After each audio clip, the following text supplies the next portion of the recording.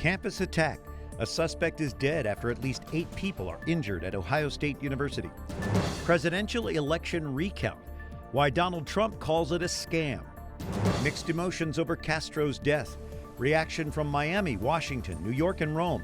And Christmas preparations at the Capitol. The tree is delivered to the West Lawn ahead of next week's lighting.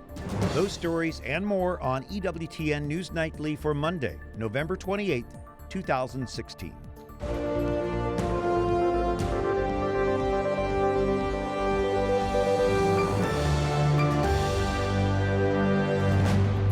Good evening. Thank you for joining us. I'm Brian Patrick.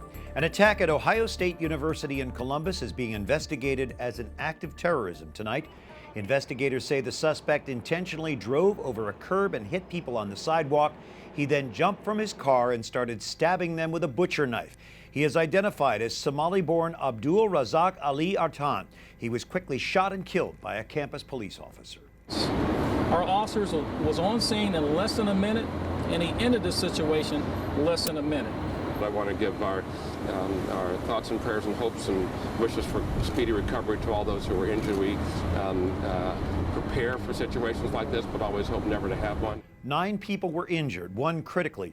The FBI and other agencies have now joined in that investigation. The young man accused of mass deadly shooting at a Charleston, South Carolina church last year will act as his own attorney. This after a judge ruled Dylan Roof is competent to stand trial.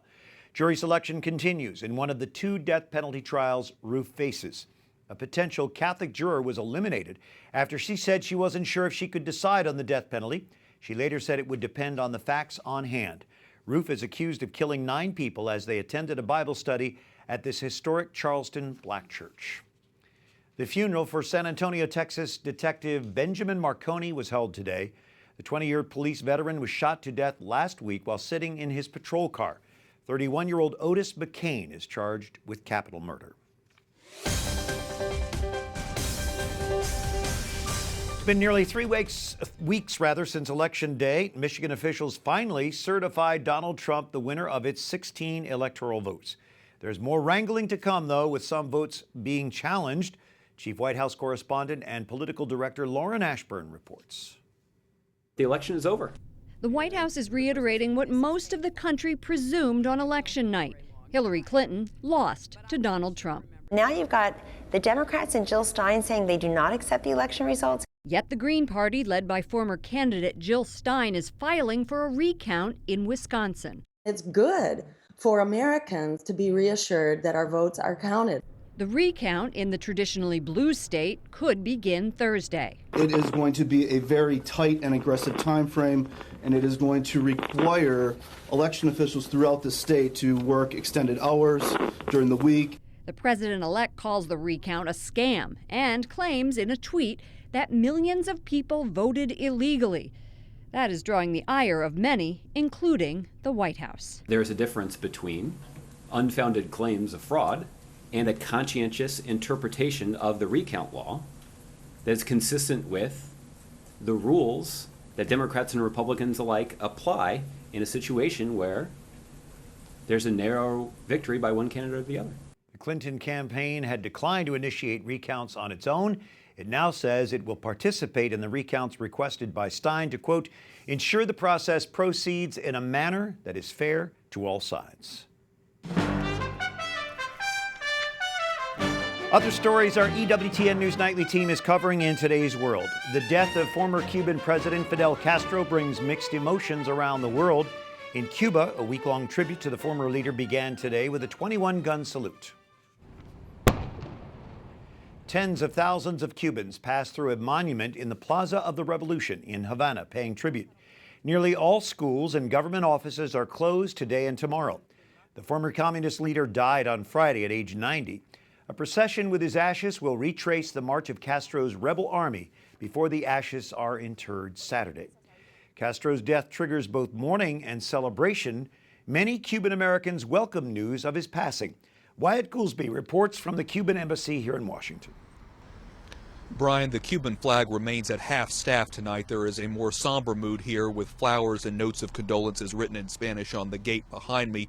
But many Cuban exiles and their families are happy that Fidel Castro is gone. They say they hope his death is a step towards a brighter future for the island.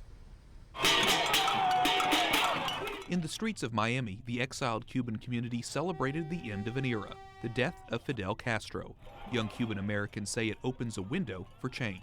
I don't celebrate death, but I celebrate the death of a tyrant. Javier Gonzalez graduated from Belén Jesuit Preparatory School in Miami. It's the same school Fidel Castro attended as a teenager when it was located in Havana in 1944. But once in power, Castro closed the school and forced supporters of the Jesuits, like the Gonzalez family, into exile. Not be able to touch the same soil that my dad knew, and all the great stories you hear, and it's truly paradise lost. Fidel Castro and his regime repressed religion for decades. He saw the church as a rival to his power in a predominantly Catholic country. Even though Castro persecuted the church, some Cubans are praying for his soul. They consider him their champion, providing free education and health care. But Cuban Americans say the same socialist system hurt many more people than it helped. Fidel Castro destroyed my country. He lied the country, the Cuban people. He has stolen the democracy. That is the problem. State Department officials say the U.S. and Cuba are in the process of normalizing relations. That means restoring economic, diplomatic, and cultural ties. But the question remains, will the U.S. send a representative to Castro's funeral? So far, no word from the Obama White House. The White House says neither President Obama nor Vice President Biden will attend Castro's memorial service tomorrow in Havana. At this point, there has been no announcement yet on whether the U.S. will send a delegation or not. Brian? Wyatt Goolsby at the Cuban Embassy, thank you. And some American lawmakers blast Fidel Castro for human rights abuse. Jason Calvi continues our team coverage from the Capitol tonight. Jason? Brian, Capitol Hill reaction was fast and at times furious, as some Republicans say Castro's legacy includes firing squads and poverty. They point out his decades-long repression of Catholics. I think the world is better to see Fidel Castro gone. Oklahoma Senator James Lankford says he hopes now religious freedom will improve in Cuba. Castro's burned churches and imprisoned priests, and they regularly drove people out if they weren't under an improved congregation. President Obama doesn't mention those human rights abuses in his statement on Castro's death. Instead, he says history will record and judge the enormous impact of this singular figure on the people and world around him. Cuban-American Marco Rubio harshly criticizes the president. And what I call pathetic is not mentioning whatsoever in that statement the reality that there are thousands upon thousands of people who suffered brutally under the Castro regime. He executed people. He jailed people for 20 to 30 years. Congressman Carlos Corbello, also of Cuban descent, says Obama owes the American people an apology. He said, history will judge Fidel Castro. We don't have to wait. We know that this man was a tyrant. He was a murderer. Even Bernie Sanders made reference to Castro's brutal dictatorship. But Senator Lankford gets specific, arguing President Obama should have demanded more freedoms for Cubans in exchange for restored relations. Just a minimum, opening their internet, allowing people to be able to have free worship, allowing people to have free speech would be a basic human right that we should be able to push onto Cuba and say, if you want to maintain economic activity, here's the boundary of it. Here's how you would actually do that. President-elect Donald Trump says he will terminate President Obama's deal opening up new relations with Cuba if Cuba is unwilling to renegotiate a better deal. Brian? All right, Jason Calvi, thank you. And leaders from around the world speak out after the death of Fidel Castro. Perhaps none is getting as much attention as a statement from Canadian Prime Minister Justin Trudeau. Trudeau released a statement calling Castro a larger-than-life leader. He added his father was proud to call him a friend. He took a lot of criticism on Twitter. Within hours, the hashtag Trudeau eulogies went viral, poking fun at Trudeau. Russian President Vladimir Putin also released a statement calling Castro a sincere and reliable friend of Russia. The Vatican sends a telegram offering prayers for the repose of Castro's soul. Pope Francis says he entrusts Cubans to Our Lady of El Cobre, Cuba's patron saint. As Mary Shovelin reports, Our three most recent popes have visited Cuba and met with Fidel Castro. Pope Francis traveled to Cuba twice in the span of 5 months. Once for an official visit in September of 2015, and later when he chose Havana as the place for the historic meeting with Russian Orthodox Patriarch Kirill. Francis helped negotiate a deal to restore relations between the U.S. and Cuba. Most Cubans are Catholic, although until recently they weren't allowed to practice their faith.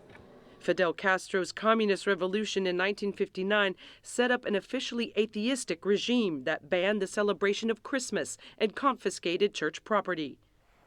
The Holy See has maintained diplomatic relations with the island nation for more than 80 years. St. John Paul II made a historic visit to Cuba in 1998 and pushed Castro to give more freedom to his people. Que Cuba se abra con todas sus magníficas posibilidades al mundo y que el mundo se abra a Cuba. Pope Benedict XVI went in 2012. And on a historic visit in 2015, Pope Francis said the rapprochement between Cuba and the United States filled him with hope. Fidel Castro was baptized a Catholic and attended a Jesuit school, but remained an atheist throughout his life. Mary Shovelin reporting from Rome. For the first time in more than 50 years, a regularly scheduled commercial flight left the U.S. for Havana today. American Airlines made the short flight from Miami to Cuba's capital this morning. U.S. flights to other Cuban cities began earlier this year. Mike Gonzalez, senior fellow at the Heritage Foundation, is with us tonight. You fled Castro's Cuba at age 12. That's right. What are your thoughts on his death? Well, it's anticlimactic, really. Actually, he had no power over me by the time he died. I'm one of those who hopes he repented at the last second before his death so he can cheat the devil out of another soul. But I wish he could have died while he was really repressing my family, oppressing my father, destroying my family. Really, my family became completely splintered. A very old Cuban family now does not have a single descendant that is even 100% Cuban. All of my cousins, I have some cousins that are 1/8 Cuban. And it was a family what we used to call una familia cubanísima, a very Cuban family, which is no longer really Cuban. People don't think about that. What about the Castro family? Does it still have a lock on the Cuban people? Of course. I mean, that's the thing, is that they don't have an emotional lock. They have the lock that comes out of the barrel of a gun, Maoist style.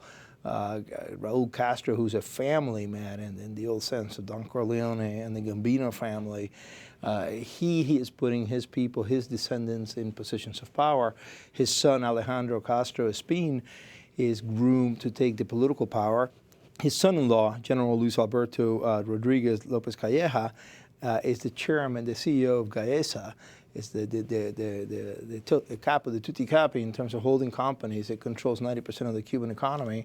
And his daughter, Mariela, has the cultural aspects of Cuba. So he's really putting his family in place. The one to fear, of course, is Alejandro Castro Espín, who's an unreconstructed Leninist communist trained in the Soviet Union. And we've seen the Obama administration get buddy-buddy with this administration there. What do you hope President-elect Trump does? What I hope he does, and he had a very good tweet this morning in which he said that unless he gets a better deal, that's the parlance of Donald Trump, unless he gets a better deal for the Cuban people, Cuban Americans, and for the United States, he was going to rescind the Obama changes. It's really about 50-odd executive orders that can be rescinded with the signature of a pen. And I hope he does carry through with that promise he made this morning. He's been saying really good things since Friday, and really for the last month and a half, and make changes that stop empowering the Castro family and the flunkies around them, which is what Obama has done, and begins to empower individuals, the 11 million Cubans that are suffering. He got support, strong support from the Cuban Americans in the election. Mike Gonzalez, the Heritage Foundation. Thank you, Mike. Thank you, Brian. Thank you very much. Coming up, thousands of flights canceled as pilots continue their strike against Germany's largest airline.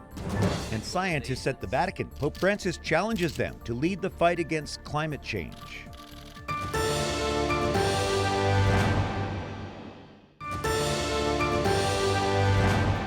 Thanks so much for joining us this Monday evening. I'm Brian Patrick, and Pope Francis prays for the victims of Hurricane Otto. Speaking to thousands at Sunday's Angelus, the Holy Father mentioned Costa Rica and Nicaragua by name. Both Central American nations were hard hit by the late season storm last week. At least 9 people died in Costa Rica. Hundreds of homes were damaged or destroyed in Nicaragua. And Francis meets with physicist Stephen Hawking and other scientists from the Pontifical Academy of Sciences. He told them it's up to scientists to develop a model to address climate change and its social consequences. The Pope sees the problem as more urgent now than ever. Pope Francis is going to Ireland. He confirmed his plans during a meeting today with Irish Prime Minister Enda Kenny. Kenny told reporters the Holy Father will attend the 2018 World Meeting of Families in Ireland. Talks are also underway about a visit to Northern Ireland as well. Pilots continue striking Germany's Lufthansa. The airline is canceling more than 1,700 flights tomorrow and Wednesday.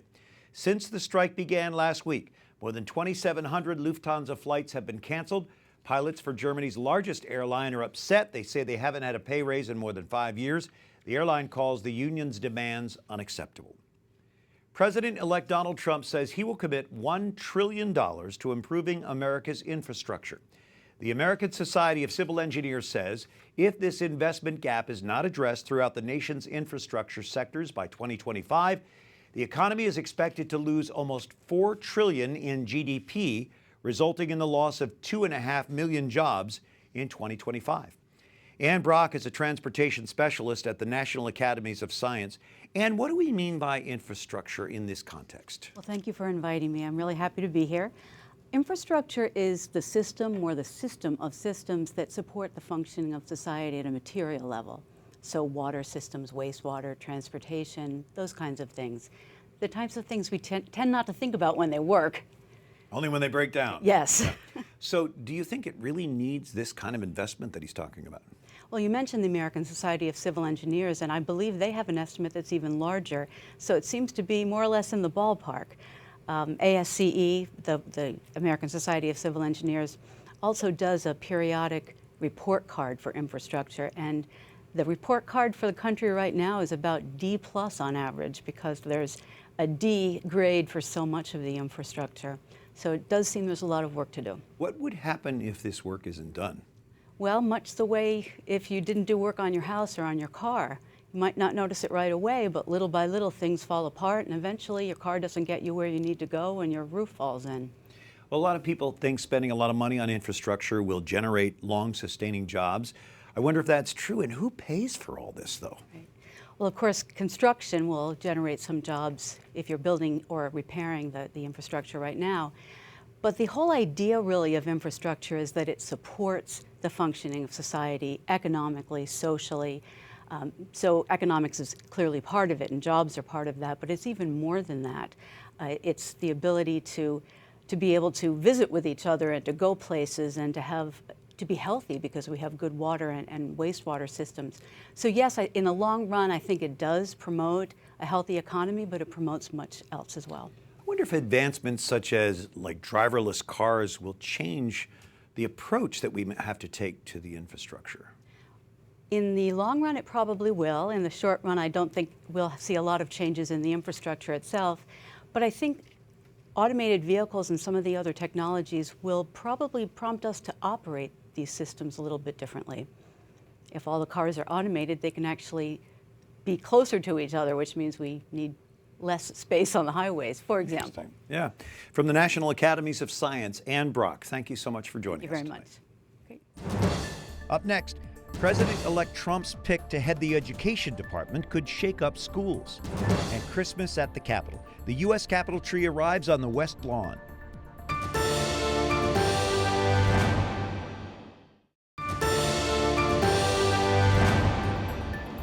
Pope Francis, during his morning homily, encourages active waiting at the start of Advent.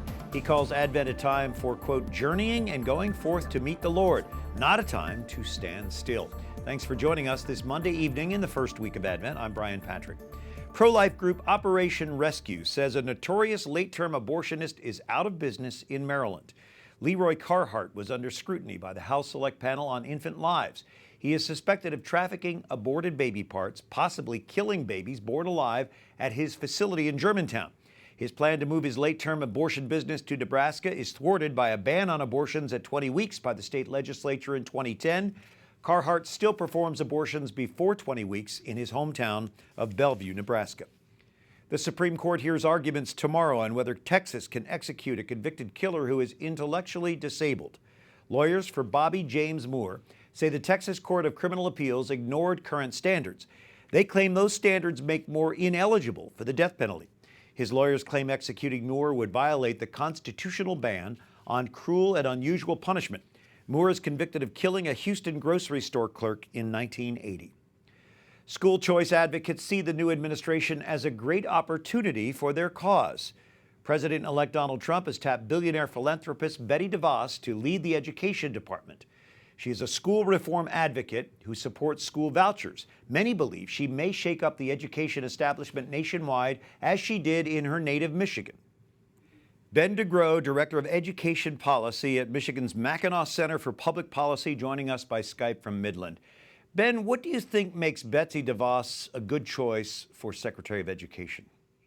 Well, Brian, Betsy is a track record, a long track record of being a tireless advocate for school choice, for kids over systems, and she's been effective at it too. She's put her money behind her efforts, and she's a real believer that parents should be the drivers of educational decisions, which would be a refreshing change of pace in Washington. There's been some confusion about her stand on Common Core. Can you clear that up for us? Well, what we do know is that last Wednesday, when President-elect Trump announced her as the nominee for the secretary position, that Betsy DeVos did post very clearly on her website that she is not a supporter of the Common Core, which is good news for families all over the country. That's really going to have to be a decision that's dealt with at the state level. But the fact that the new Secretary of Education will not put any more energy behind it is a good thing. She's a known supporter of school vouchers. Of course, that could affect Catholic schools as well as other non-public schools. Do you think this will be a priority for her in this position?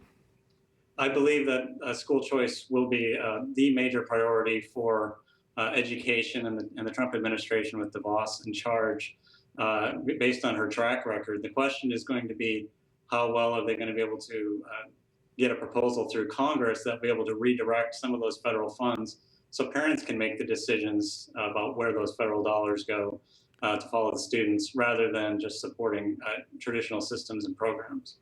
We've seen some troubling mandates out of the Obama administration, things like the transgender bathroom rules that have been set out there for education. Do you think that any of these might be rolled back? I would think so, given the recent overreaches we've seen from the U.S. Department of Education and the administration really interjecting itself into these controversial social issues. I think this is a pretty low-hanging fruit, one of the first things on the agenda for the new secretary. We should be likely to see the U.S. Department of Education getting its hands out of that and letting that return to a local decision. An interesting time for our nation's schools. From the Mackinac Center for Public Policy, Ben DeGrow. Thanks for joining us, Ben. Thanks, Brian. And it's beginning to look a lot like Christmas in the nation's capital. An Engelmann spruce from the Payette National Forest in Idaho was delivered to the west lawn of the Capitol here in Washington today. This is an 80-foot tree. It will be lit a week from tomorrow. The tradition of the Capitol Christmas tree started in 1964. Ever since 1970, the tree has been picked from a different national forest each year. But don't you be picking any trees from the national forest. That's illegal. For the EWTN News Nightly team, I'm Brian Patrick. Good night. God bless.